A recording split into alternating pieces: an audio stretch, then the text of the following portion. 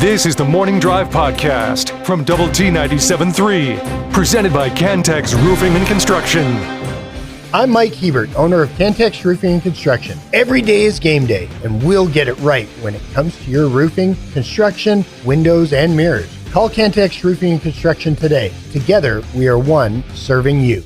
I think if you were watching this game and you saw him go down and then you saw the replay, despite what you heard after the game from him and Jerry Jones, I think, not that any of us are orthopedics or people that study in that field on a 24/7 basis, but I think it looked pretty bad for CeeDee Lamb when he went out in the first quarter on Sunday against the Bears, and then when he tried to come back, he couldn't cut and couldn't plant his foot, and now it appears that he's going to be out, Jamie, 3 to 4 weeks. So that is not good. A high ankle sprain is the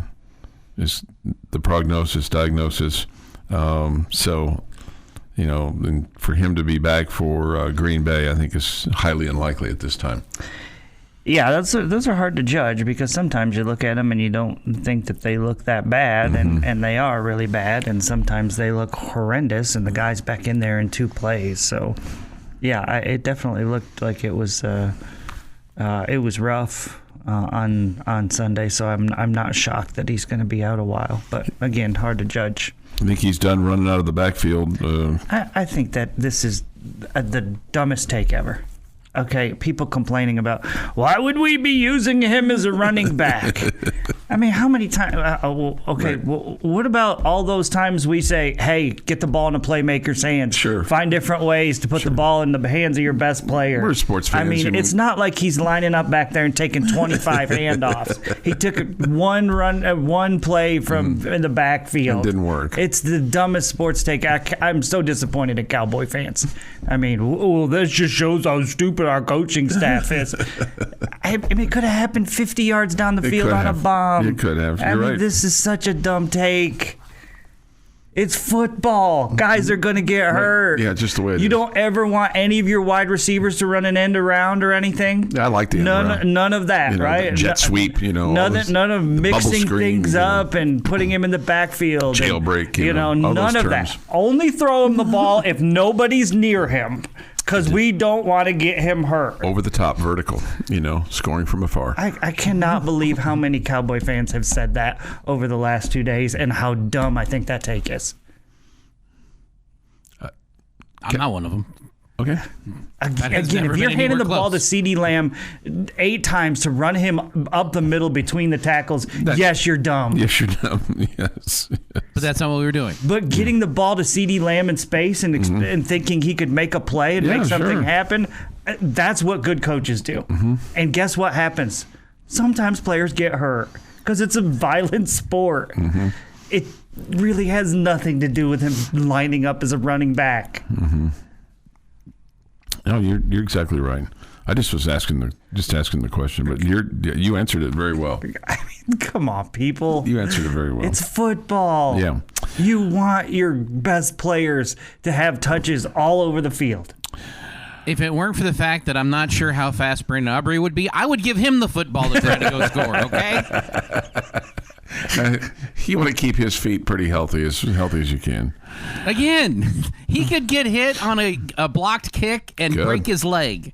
Good. Does that mean we don't want Brandon Aubrey kicking? No. We want him kicking every time he gets the opportunity. Yeah. The Cowboys are also going to lose rookie guard Tyler Booker. He's going to be out 4 to 6 weeks with a high ankle sprain. Who's been really good. That looks like a really good draft pick. Mm-hmm. Yeah. And Cooper Beebe's on the IL or injured reserve right now too, with an ankle injury as well.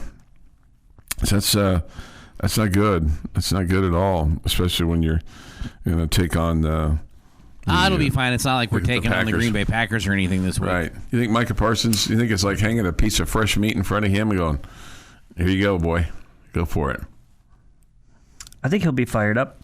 Yeah, I think he'll be fired up. I think he'll be, primed and ready. But man, how shocking was that for the Packers to lose to the Browns? That was probably the shocker of the weekend. 13-10. Yeah. Did you guys see that they aren't going to do a tribute video to Micah Parsons? I'm fine with that. Oh, yeah. I didn't say it was bad. I just said I'm asking you. Did they even have to announce that? Well, I'm sure somebody asked. Yeah, probably so. That seems to be more of an NBA thing. Well, they did it for Emmett. They did it for... well, yeah, Emmett actually did something.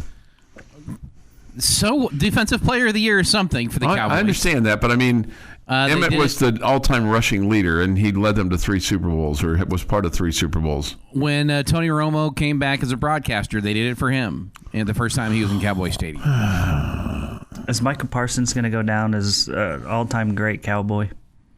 No. He's not going to be in the Ring of Honor either. He doesn't get a video. Yeah. He doesn't get a video. No video for you. Unless he comes back to the Cowboys. Like... At the end of this contract, if he signs a contract with the Cowboys, that would be the most Jerry Jones things to do. I just want you guys to know, if that happens, I'm out. Wait, you've been in? I'm out. I'm off the show. I'm not hosting a sports talk radio show if Micah Parsons comes back to play for the Cowboys. I don't want to talk about Micah Parsons and Jerry Jones in Cowboy contracts ever again. Okay. Together. Okay, I'll talk about Jerry with somebody else's. I'll talk about Micah with the Packers. Okay. I don't want to talk about Micah, Jerry, and Cowboy contracts together ever again. Ever again. I'm out. Okay? No longer doing shows. Wow. That'll leave quite a void here. It's 5 hours a day we got to get I know, right? That's a lot of rope that somebody's going to have to pull. Jamie's not going to talk for 5 hours a day. Good God no, almighty. Okay, so hang on. So you're not doing shows. Would you still be in your office? Yes. Oh, yes. okay. Well, that makes it because then I'll just trade positions with you. So that I'm working 5 hours. Let's see. This from the Yates Flooring Center chat line. You guys have Jamie very emotional today. This bravo, JL. Bravo. Yeah, bravo. Thank you. Okay. Thank you. 6:39 this morning here on the morning drive. I've got somebody yesterday said I was hyped up. I've got something else that I wrote down for yesterday that I didn't get to, that you got to later on. That I thought you made a really good point on, and I'm gonna highlight that for you. Shocker. Yeah, I thought it was a really good point, and it's Jamie sense. That's really what we need to call these things, Jamie sense, because it's common sense, but it's even common sense, kind of on steroids. Jamie sense. It only feels that way since we have such a lack of common sense. Well, I mean, sometimes the person that sits in this chair opposite Jamie is maybe a little more emotional than it's not probably a very nice thing to say about choice. I don't think it's just choice. This is the Morning Drive podcast from Double T 97.3, presented by Cantex Roofing and Construction. For this day in sports history, today is Tuesday, September 23rd, 2025. Time for this day in sports history. Here's Jeff McGuire. Starting in 1949, Major League Baseball Cleveland Indians owner Bill Veeck holds a funeral service to bury the 1948 pennant. Why did he do that? They had a bad year in 49. 1979. So flags don't fly forever, I guess. Huh? Well, it's a publicity stunt. Buried the pennant. Okay. 1979, St. Louis Cardinals legend Lou Brock steals his 938th and final base of his career. 1984, Detroit Tigers' Sparky Anderson becomes the first Major League manager to win 100 games in a season in both leagues. Impressive. That Tiger team would spill the champagne, too.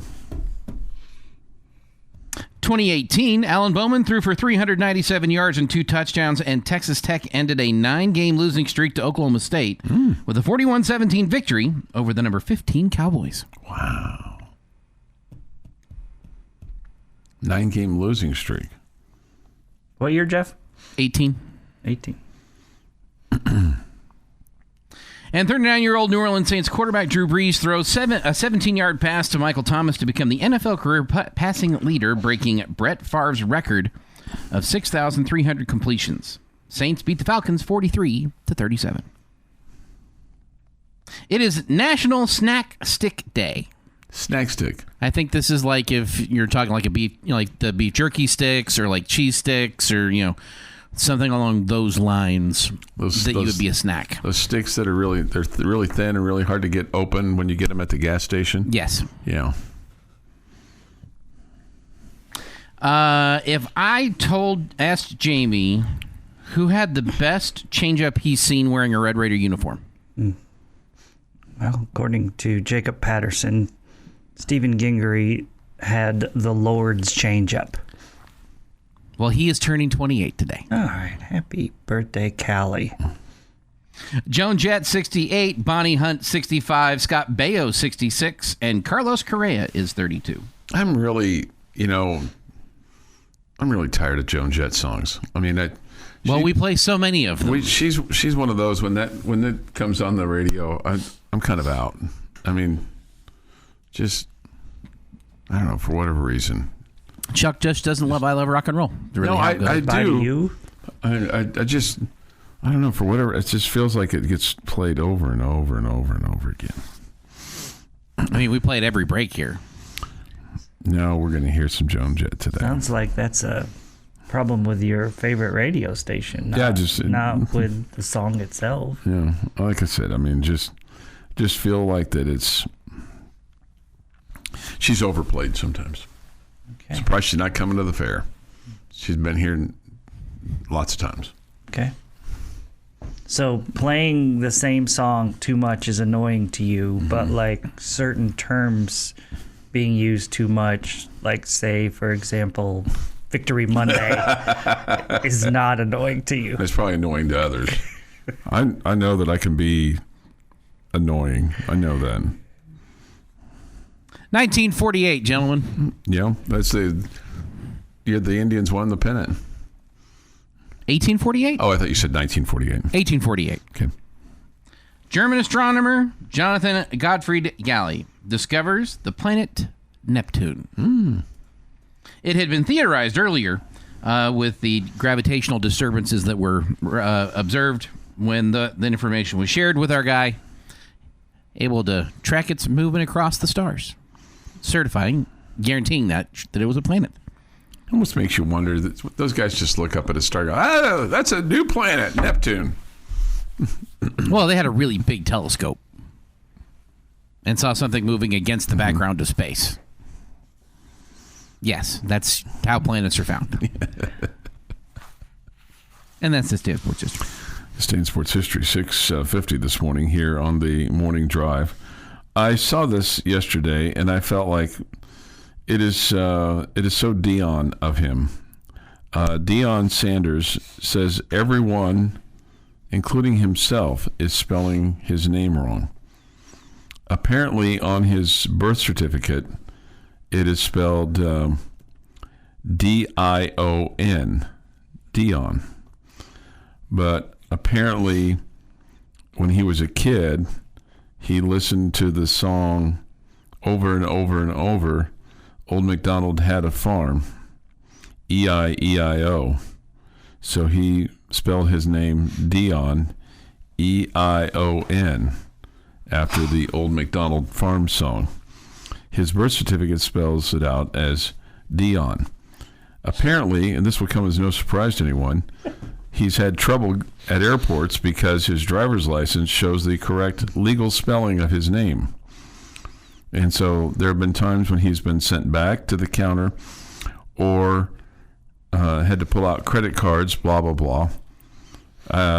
They said that because that is not your name. He said, I just look at them. But Deion is supposed to be spelled D-I-O-N, Deion. But he's spelled his other kids' names, Deandra, his daughter, D-E-I-O-N, and Deion Jr. is D-E-I-O-N. So technically he's not a junior then. Right, because they have different names. Right, spell it different, right. Right. I just thought that was the most, I don't know if that's I don't think it's the most Deion thing ever, but it's pretty bizarre. It is the most obvious example of a time to use the term "sorry about you." I mean, if you're spelling it wrong on purpose, feels like airport, DMV, whatever, should have a TSA, fair set of issues with you. Sure, yeah. Yeah, feels like you're bringing that on yourself. Right. If only he had enough money to legally change it to how he wants to spell it. Why was this brought up? Why did he? He was on a podcast with somebody, and wonder how they got into that conversation. I don't know. I didn't dive that deep. I just thought that was kind of. So as a kid, he just decided to change his name and start spelling it wrong. Right, because of Old MacDonald had a farm, E-I-E-I-O, which doesn't really make sense for him to go E-I-O-N for Deion. Shouldn't he have spelled it E-I-E-I-O, Deion? Okay, I just got more confused. Well, I mean, E-I-O-N is how he's spelling it instead of I-O-N. If he'd kind of finished the song out, E-I-E-I-O-N, Deion. So nobody along the way was ever like, dude, you're not allowed to spell your name wrong. I guess nobody ever said no to him, even as a three-year-old. See, somebody else agrees with me. Shouldn't it be Deion? E-I-E-I-O-N. Right. I agree with you. That's how it should be spelled then. If you were following Old MacDonald had a farm, E-I-E-I-O. Okay? And we're all dumber for this. 6:54 this morning here on the morning. Oh, man. Does your head hurt? Yes. I'm sorry. Would you like to talk about Micah Parsons? I should have played Joan Jett. That's the lesson we're learning here. Because if I'd played Joan Jett, then Chuck would be complaining about the Joan Jett, and we wouldn't have gotten the Deion story. And it's my fault. I'm sorry, guys. I'll do better in the future. Your daily dose of sports and fun. This is the Morning Drive Podcast from Double T 97.3, presented by Cantex Roofing and Construction. Good morning, Jamie Lent and Jeff McGuire. I'm Chuck Heinz. Thank you for being with us today on the Morning Drive. Your reaction on the Yates Flooring Center chat line. Go to the Double T 97.3 mobile app. It's presented by Happy State Bank. We get this. I know exactly which bike I think that this guy had. He says, my Schwinn Orange Crush only had 5 gears. That's because it was the Stingray. The Stingray Schwinn. I wanted one of those Stingray Schwinns. Man, banana seat. Oh, it was a beautiful looking bike. I got close. I got the Western Auto version, but it wasn't the same. It wasn't the same. Banana seat? Yeah. Banana seat. That's back in the day, man. There was never a bike that was cool with a banana seat. Yeah, the Stingray, the Schwinn. The long one? Yeah, the Schwinn Stingray. Man. That was, this is, 1972. That was. Okay, well, in 1982, if you had a long banana seat, you were a dork. Okay, well, by then I had. You wanted the smaller. I had my Schwinn. Had my Schwinn 10-speed. By that point, you were looking for 3 letters: B, M, and X. Those are the 3 you were looking for. The BMX, yeah. No, I get you on that. This person says this. I hate to say this, but I think I know what Chuck is saying. Okay. Don't feel bad because you only think you know what Chuck is saying. You don't actually know. Well, we're past the Deion segment of the show today, so it should be easier to understand things now. Smooth sailing from here on out. That's what I'm hoping for. I think we can only go. I don't know if this is sarcasm or truth. Okay, but Matt says, "Who doesn't love Chuck's analogies?" Thank you, Matt. I do. They don't all make sense. But I don't always understand, but I love them. You love them. Okay. This finally watched the game last night. I may be wrong, but I don't think Tech had a single false start with Hammond at quarterback. Well, they changed some things up. They finally settled down. I don't think it was just because Will came in the ball game. I think there was some other things that took place. But I don't know if better at that. I don't know if that's accurate or not. It's like I tend to believe that it probably is because it didn't feel like we had as many towards the end of the game. Mm-hmm. I'm wondering, is the texter insinuating at all that it's on the quarterback? It kind of feels like that's what the insinuation is. Right. What could Barron possibly have been doing? Yeah. Pump faking with his cadence? Yeah. Psych! Just kidding. Can you imagine if we had that kind of... Omaha! Ah! How many false starts do we have on this show? Man. I mean, what could Barron have Backed up been all day doing long. to cause this? I don't know. I appreciate this. Like he was telling half the line, hey, guys, on 3. On 2. Wide receivers on 1. Center, don't hike the ball. Let everybody else go. Okay? Yes. Watch this, center. I'll tell everybody 3, but you don't hike it and watch them all jump off sides. It'll be hilarious. And They'll all have to run after practice, and we could sit and watch them. Yeah. They went to a huddle with Will from the second. Hammond possession onwards. Yeah, they huddled up and they did some things a little bit different. Somebody says 2. I'd have to go through the play-by-play. 2 false starts with Hammond, maybe 3. I don't know. But it does feel like there was significantly less. Yeah, absolutely. Which leads you to understand, this is part of the reason our offense suddenly got better in the fourth quarter. Yeah, right. It's because we stopped shooting ourselves in the foot. Yeah, Amazing how that happened. Yes. Yeah, it's a lot easier on 3rd and 5 than 3rd and 10 or 12 or 14. The next thing you're going to tell me is when the defense gets a sack, it's harder for them to convert on a 3rd down. Yeah. No way. This by hook or by crook, I'm listening every day. Well, thank you very much. We appreciate that. Western Auto, man, that's a blast from the past. It is. Yeah. You're exactly right about that. Okay, 7:19 this morning here on the Morning Drive. This has come up a couple of different times, and I think there is something to this. I see where the Utah coach says it's no excuse if his quarterback was injured the week before.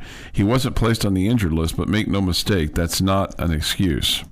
A washed-up guy says, yeah, right. And that's the second one of these. And so will he be fined for not listing I him don't as know. questionable? Or should be or something. Yeah. Because, look, I'll just say this. I think there was some speculation ahead of time that Utah wasn't being just fully forthright with its injured list. I didn't hear anything about the quarterback specific, but just the injured list. And now there's a common website you can go to for the availability report where you get everybody's availability right there, nice and clean. And Texas Tech was pretty extensive in terms of, they play it straight to the line. And when you looked at Utah, I'm like, well, it sure wasn't very much there. So maybe each coach is going to have some coaches are going to play it closer to the vest, and others are going to say, I'm not really going to do that. And if the Big 12 doesn't hold them accountable, then the coaches that are holding it close to the vest going, well, why should I if he's not, right? Mm-hmm. Mm-hmm. We've all used that excuse. Well, why do I have to do it if he doesn't have to do it? Why do I have to go to bed at 9 o'clock if he doesn't have to go to bed at 9 o'clock? Because your alarm goes off at 4 or 5 Well, we just do it all the time. We do that in our workplaces too. Why does he get to do that and I don't? We all have that, in our back of our head. Aren't you the one that's the biggest fan of everybody following the rules except you? I don't necessarily say it quite like that, but No, but that's what it boils down to. I have been known to think that, rules are for other people. Well, that, here and on the highway. Unfortunately, the young phenom has adopted some of that, philosophy. And we're not talking about the young That's phenom. shocking. We're talking about you. In a little bit of trouble. He wants everybody else to follow the rules, and here's some of his rule following. Cannot believe that. But we've all got to follow we all need to follow the rules, right? And all I have to say, no DNA. Yeah. There's no DNA in that kid to this guy over here, and yet nature versus nurture. I feel bad every day that my youngest daughter has the same personality as me. I truly do. I feel bad for my wife, especially. That she has to deal with two of us. I would have to think at the same time there's some tendencies coming from the young phenom that I would have to think his mom is like, we love Big Paw being an influence, but I wish sometimes he was less of an influence, because I'm guaranteeing that's what my wife thinks. Yeah. I wish she was a little bit less like Jamie. Your wife married you because she loves you. Maybe she. It doesn't mean she you. likes everything about me, Jeff. or she's picked up some of the bad. Or did she, when she was ordering dinner, just finally settled? That's sometimes that's what wives do. They just finally settle and they pick you, not you, but like me. Well, I guess I'll just I'll have the banana pudding. Yeah, I guess I'll go ahead and marry Chuck. Nice to know no one settled for me yet. Well, they did once. They did, then they were unsettled. Keep in mind, I was the one that filed. I was the one unsettled. Okay, well, to support my theory, my statement, the banana seats were the thing in the 70s. You were a big deal if you had one of those. Okay. Yeah, well. Racer 26, glad to know this about you. My stepdad owned a Schwinn bike shop in the 70s and early 80s. I had one-of-a-kind bikes as a kid. Oh, I bet you did. Man, I bet you did. I bet you had the green Stingray. The Orange Crush was really cool, too. Banana Sweets with wheelie bars was the Western Auto version of the Western Flyer. Yeah. Okay. Sam says this. We finally quieted the crowd down. By then they could hear the snap count. Okay. Yeah, maybe. Yeah. I can't imagine one of the things that they're working on this week when trying to figure out why they had so many false start penalties was, hey, Barron, you're pump faking too much with your cadence. There's like they have a speech coach over there. Maybe so. We just need you to be more smooth. Maybe so. Maybe they get the speech teacher over there from Arts and Sciences or something to kind of help them all out. Yeah. Yeah, that's a good point. I don't mean to make light of that. I'm not trying to be a jerk about it. I just, it seems like the insinuation that it was Barron's fault. The guys were jumping off sides. I don't know how that's the case. Yeah. The Morning Drive podcast from Double T 97.3 is presented by Cantex Roofing and Construction. Jamie's question of the day on Double T 97.3 is brought to you by Connecticut of West Texas. I love this song. It's good. Yeah. Okay, so we sat here earlier today and said that 12-0 talk by our fan base and by the three of us is not completely delusional, right? Yeah. Mm-hmm. Should be favored, I mean, I would guess in all but maybe the Arizona State game right now at this point. I think the last look was the only game we're not favored in is BYU. Even favored at Arizona State? That's the report that I saw on Saturday. Okay, that's interesting. All right, in both cases. All right. Maybe the Arizona State has been updated since they, because we played early. Since we have mentioned this 12-0 talk, clearly we think that we have the ability to run through this thing. Yep. Which game on the schedule remaining are we not fearing enough? Oh, not fearing enough. Man.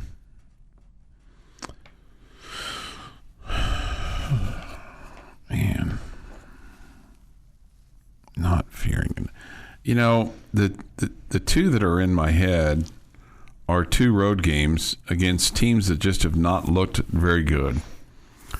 But I still fear the K-State game because I fear that they're going to be K-State, that they're going to get it right. They're going to fix their problems. You know, because that's their culture, that's their history. But I also fear, for whatever reason, and it really shouldn't probably, based on how they looked, because I thought they looked awful against Kansas on Saturday. But I fear that West Virginia game. So the game that we should fear that we aren't right now, I'm going to say is West Virginia, the last game of the year, when you may go in there with a lot to play for and they may be just looking to spoil your party. Man, that would sting. I know. That would really sting.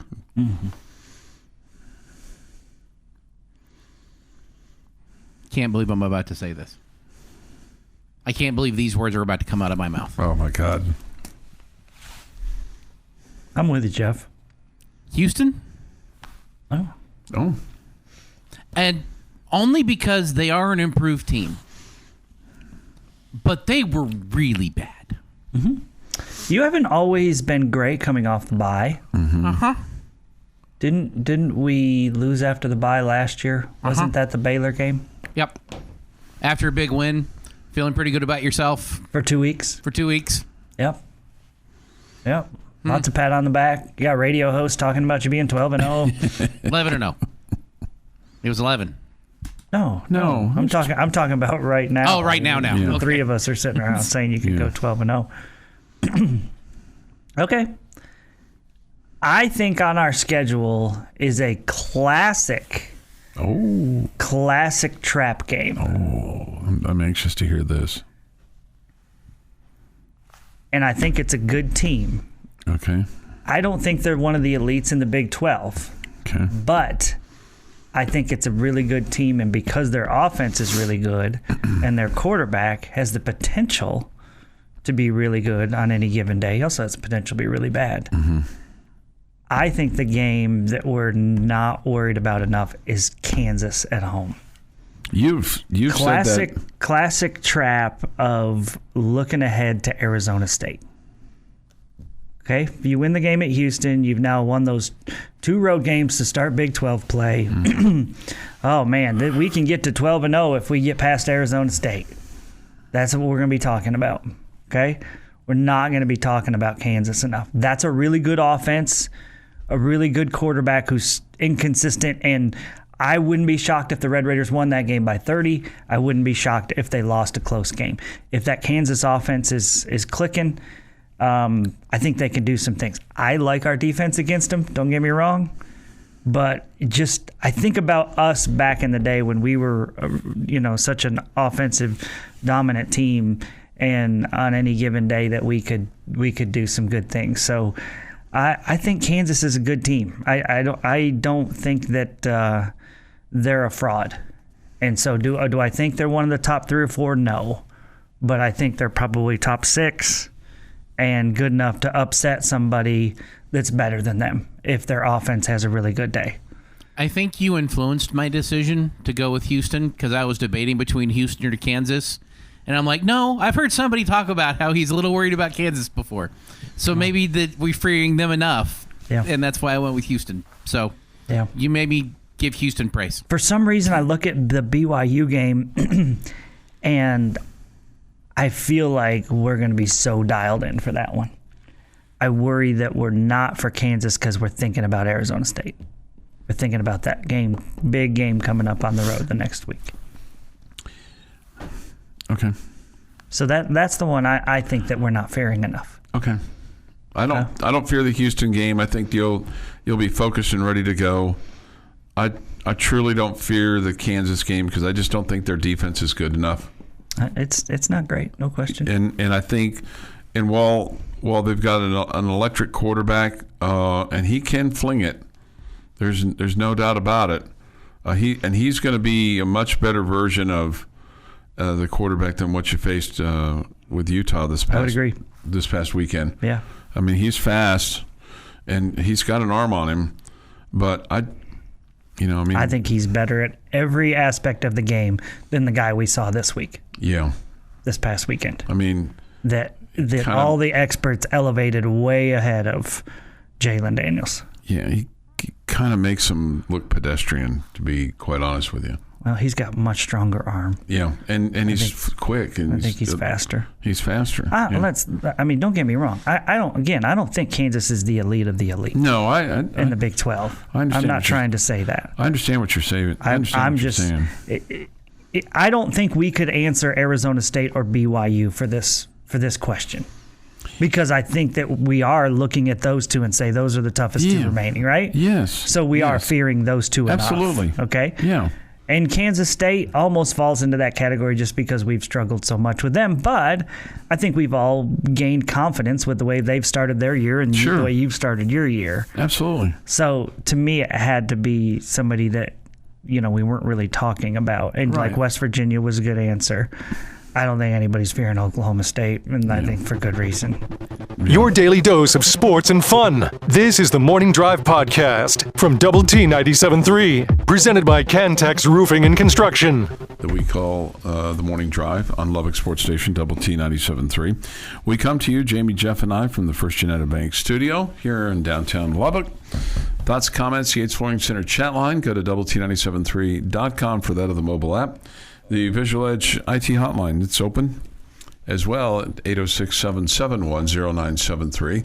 High school fan zone tonight at 6. Coaches from Monterey and Coronado pay a visit as They'll talk about the week that was and the week that is and the week that's coming and just stuff that's coming up. That'll be 6 to 7 tonight on 100.7 The Score. Rangers playing out the string at this point, taking on the Minnesota Twins tonight. They'll play at home tonight and tomorrow and Thursday, and then they go on the road for the final weekend of the regular year. Okay. So we'll take your comments on the Yates Flooring Center chat line. Astros are in action as well. They're out in Sacramento to take on the A's. I wonder how it's gone for the Sacramento folks and that whole deal. You got that kind of temporary situation, and then you got the Tampa Bay Rays with their temporary situation. That one seems unresolved because I don't know if they've decided they're going to fix the Tropicana or do something new there. Well, it seems like they would have needed to decide a whole lot quicker if they haven't decided anything at this point. I'm sure they have. I just haven't. Surely they have. I just haven't seen anything. They're playing in the Yankees minor league facility this year, and the A's they're building a new stadium monstrosity there in Las Vegas. I don't know how you make. How you can say it's a monstrosity in Vegas because it's a monstrosity amongst monstrosities. So I don't know. It's crazy. So apparently, according to the Tampa Bay Times, 6 out of 24 panels are in at the Tropicana, and they've picked out interior paint. Okay, well, that's good. That's good.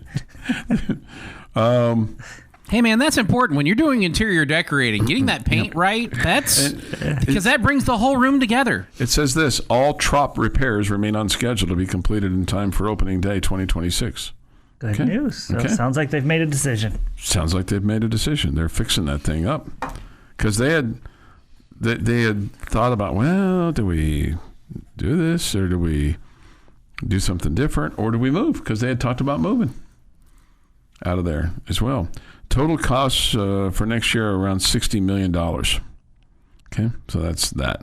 Surely they got some insurance. Oh, yeah, they got some insurance. Sure, yeah. Got hurricane there, right? Yeah. You got some insurance money. I mean, it's I don't know that a hurricane's good for business, but like a hailstorm is, but it's good for somebody's business. Yeah. I just hate for people's homes to be destroyed. I mean, that's terrible. Terrible, terrible, terrible. I mean, for anything to be or the destroyed. Cars. Or cars. I mean, this hailstorm totaled a bunch of cars, the one that we had back in June. So the quality of the metal is different than what it used to be with more aluminum-based cars, so totaled a bunch of cars. I don't know. It feels like this hailstorm we had last time was going to put dents in just about anything. Yeah. Some parts of town, right. I mean, we've had... Superman might have been a little worried with this past hailstorm. I mean, whether it be cars or roofs or fences or whatever, it looked like it did way more damage than it did in previous ones. Okay, something that I had written down for yesterday, and you talked about it yesterday on the bottom line, and I thought, again, you made a lot of sense because, I was kind of falling into the trap on the other side, and falling into the, following the other. Don't be a sheep, Chuck. A sheep. Don't be a sheep. I was being a bit of a sheep because.